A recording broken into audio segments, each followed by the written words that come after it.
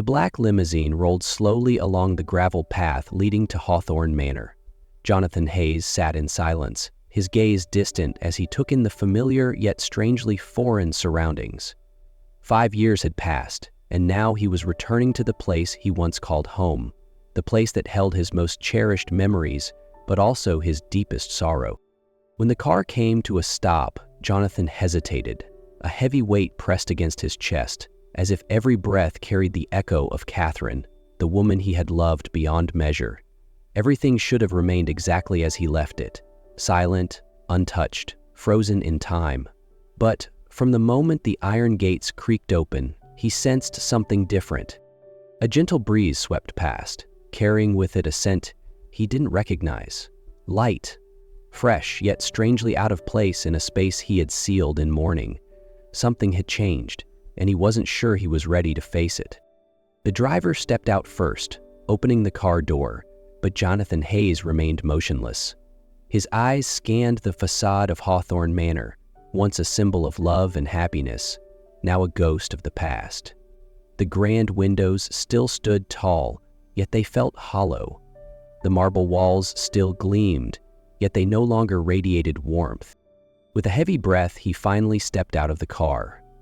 Beneath his feet, the gravel path crunched dryly, reminding him that this was no longer a home. It was a monument to faded memories. The front door swung open before he could reach for the handle. Mrs. Eleanor, the loyal housekeeper, stood there, her gentle smile tempered by a hint of hesitation. "Welcome home, Mr. Jonathan." Her voice was soft, laced with genuine warmth. Jonathan gave a slight nod. "Is everything as I left it?" Mrs. Eleanor hesitated, her eyes flickering with something unspoken. "Yes, sir. Everything is as you left it, though there have been a few small changes." Jonathan frowned. "Changes?" She pressed her lips together as if carefully choosing her words. "You'll see soon enough." He didn't press further. Stepping into the grand hall, he immediately felt it. Something was off. The afternoon light streamed across the wooden floors, soft but unfamiliar. The heavy gray drapes he had chosen to keep the sunlight out had been replaced with airy, cream-colored fabric, allowing brightness to seep into every corner. The air no longer felt stale and suffocating, but carried a faint, lingering scent. Floral, fresh, foreign. A strange unease crept over him. He had expected to walk into a mausoleum of the past, but instead he had entered a space that was subtly, almost imperceptibly, shifting. Jonathan tightened his fists, reminding himself that this was still Hawthorne Manor, still his home. But for some reason, he wasn't entirely sure if that was true anymore. Jonathan strode through the grand hallways of Hawthorne Manor, each step echoing in the vast, quiet space. Everything looked the same: the cold marble walls, the intricate chandeliers, the wooden staircase he had walked 1,000 times. Yet, the feeling of unfamiliarity clung to him. As he prepared to go upstairs, something caught his attention. A faint scent drifted through the air. Not the aged wood or the musty scent of old books, but something fresh, floral, almost wild.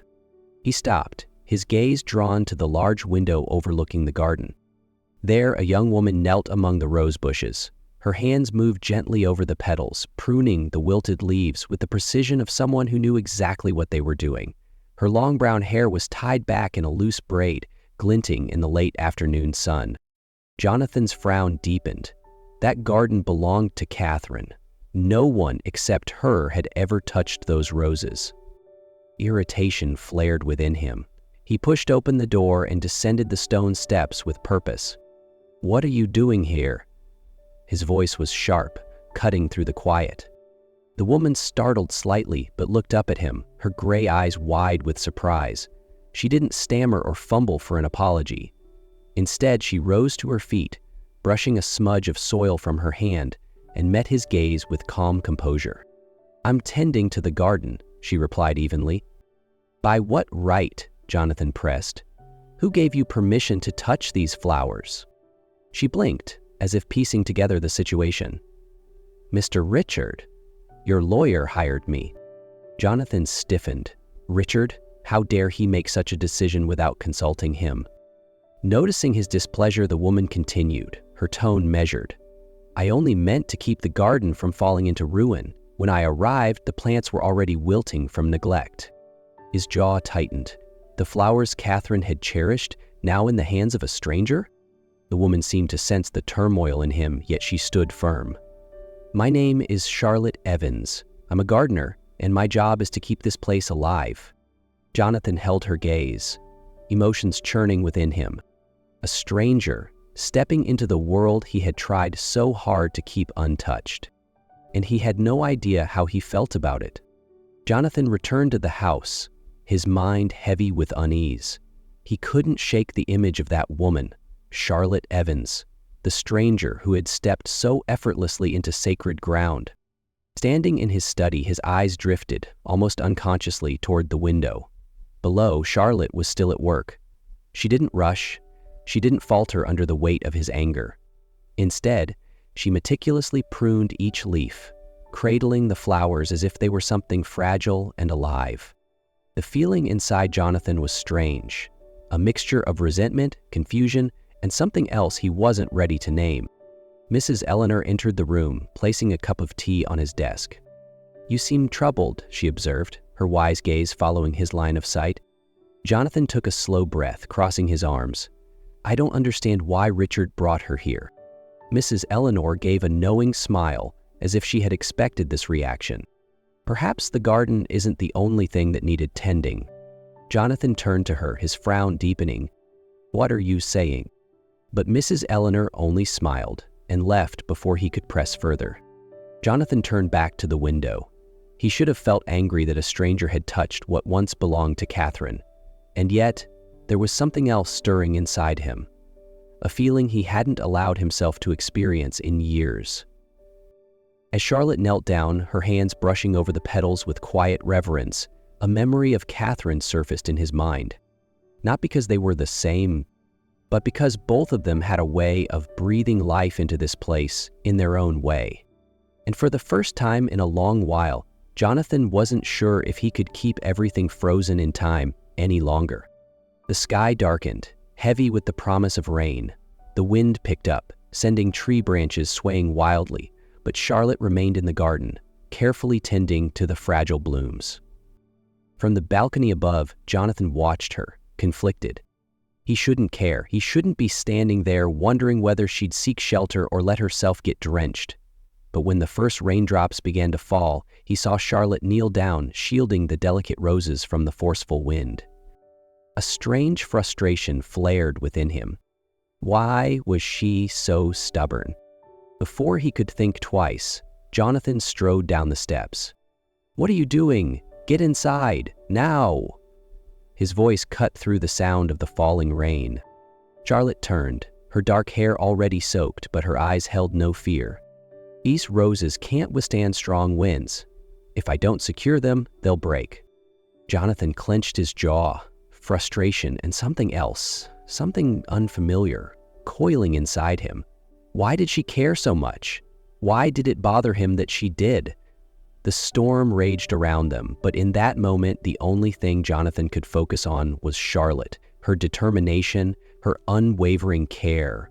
Without another word, he stepped forward, shielding the trembling stems alongside her.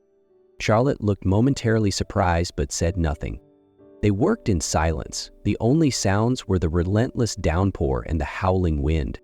Before long, the rain fell harder, soaking through Jonathan's shirt, the fabric clinging to his skin, but he didn't care. When the last of the roses had been secured, he looked up, only to find Charlotte watching him intently. They were both breathless, rainwater dripping from their faces. Charlotte gave a small laugh. "I didn't think you'd come down here." Jonathan wasn't sure what to say. He didn't know if he did this for the garden or for her. "Let's go inside."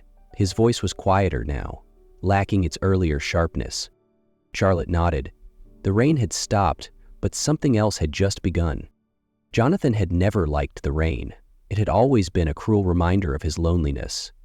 Endless, silent nights where only the sound of raindrops against the window filled the void in his heart.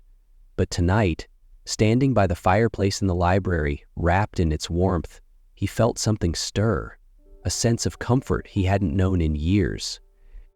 His shirt was still damp, but the warmth of the flames helped chase away the chill. Across the room, Charlotte was drying her hair, her thin jacket draped over the chair.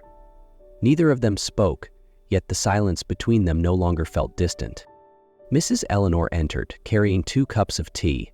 "The two of you are just as stubborn as each other." She shook her head, though there was amusement in her eyes. Charlotte let out a small laugh. "I was just doing my job." Jonathan folded his arms, his gaze lingering on her longer than he intended. "I didn't think you cared that much." Charlotte raised an eyebrow. "And I didn't think you did either." Jonathan had no immediate answer. He wasn't sure when it had happened, when watching her in the garden had become part of his routine. He didn't know when his initial anger had begun to soften, replaced by something else. A quiet curiosity, a strange sense of ease, a life he had thought he had lost. He took the cup of tea, his gaze still on Charlotte. Perhaps Mrs. Eleanor was right. Not only did the garden need tending, but so did he. The next morning, Jonathan woke earlier than usual. For the first time in years, he made the decision to step into the garden he had avoided for so long.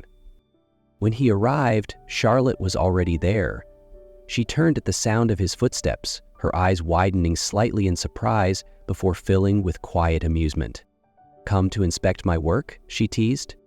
Jonathan crossed his arms, tilting his head slightly. "Not exactly, I just wanted to see what you've changed." Charlotte smiled. "Then you came at the perfect time." She extended a hand, inviting him to walk with her. And for the first time in 5 years, Jonathan walked through the garden, not in search of Catherine's memory, but to see something new. The sky was clearer than usual, the golden sunlight casting a warm glow over the once neglected garden, now blooming with life. Jonathan walked slowly along the gravel path, taking in every change that Charlotte had brought to this place. The rose beds were more vibrant than ever, each petal catching the morning light, a symbol of renewal. He stopped before a cluster of deep red roses, Catherine's favorite. But this time, the feeling inside him was no longer grief, but gratitude. Charlotte appeared beside him, her hair dancing slightly in the soft breeze. "Are you happy with what I've done?" she asked, her voice holding a quiet anticipation.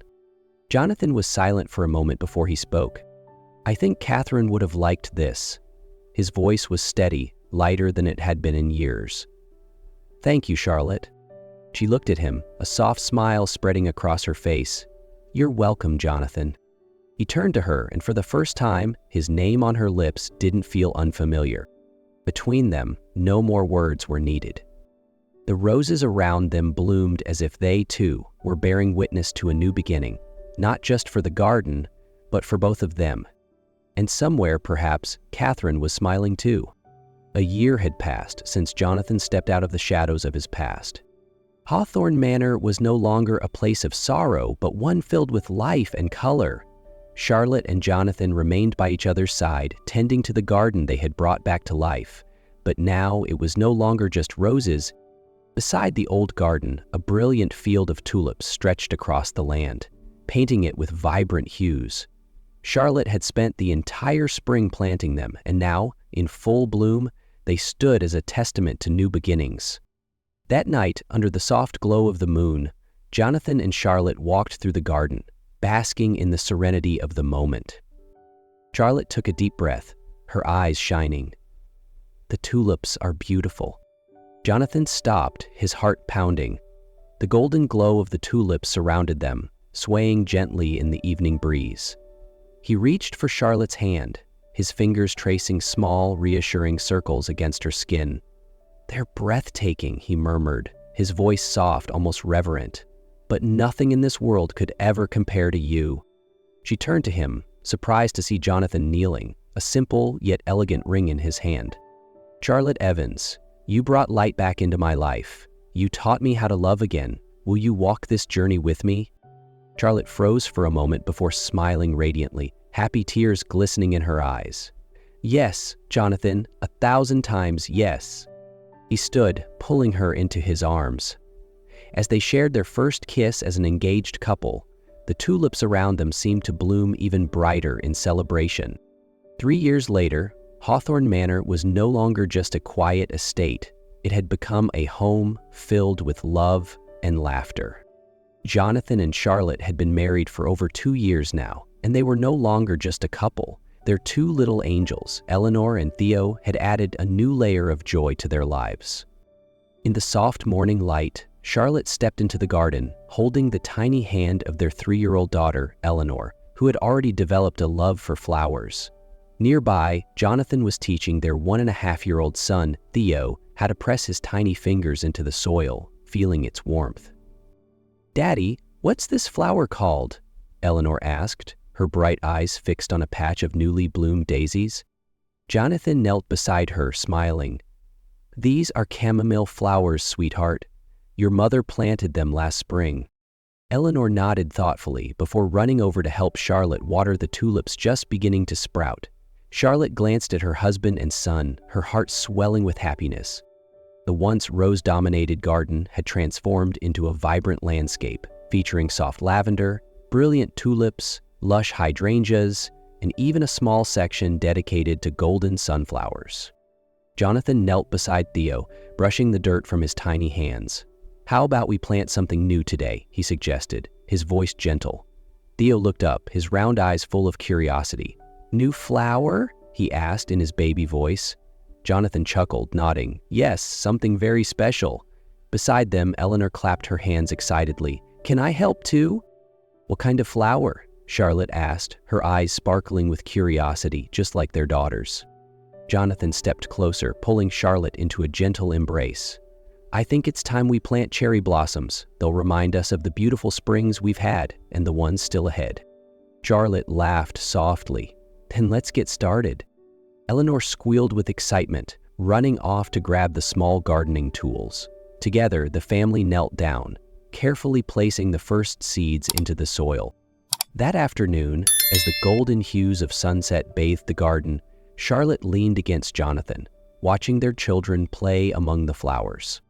"Did you ever imagine we'd have moments like this?" Charlotte whispered. Jonathan shook his head, squeezing her hand gently. "No, but you gave me all of this." He pressed a soft kiss to her hair, his gaze full of love. Once again, surrounded by blooming flowers, Jonathan realized he had truly found peace.